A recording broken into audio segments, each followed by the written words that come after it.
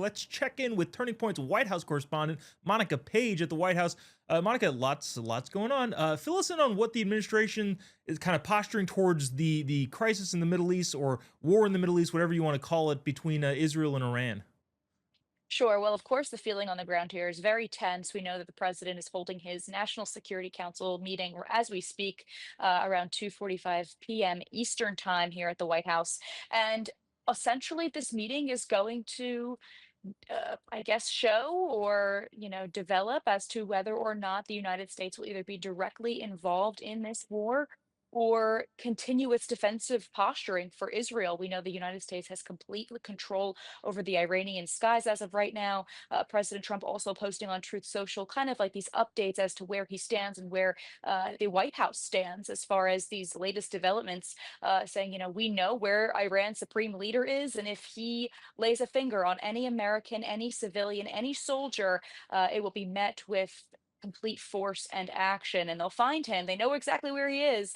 So we're kind of hearing like little pieces of information as they come out this afternoon. But as of right now, they're in this meeting. Axios is also reporting that the United States is considering striking Iran's underground nuclear facility. But the message has been clear from this White House, and it's been consistent, which is Iran cannot have a nuclear weapon. We know under the last 4 years of the Biden administration, Iran has been enriched with all this uranium where it could make it, I think under a dozen nuclear weapons in a span of like a month or so at a time. So the fact that Iran has really grown its nuclear capabilities is really alarming to this administration. And we'll see how more comes out of this meeting in a couple hours or even tomorrow, especially.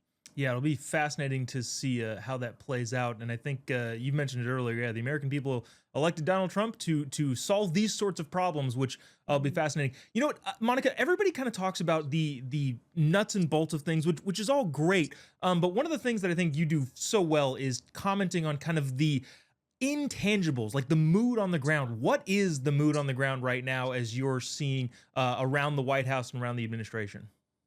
Sure. Well, I can say it's very quiet. It's pretty tense. There's not many mainstream media members here. I think everyone is still at the G7 summit in Canada. They didn't expect the president to leave so early, but there's a lot of foreign press here on the ground. It's eerily quiet.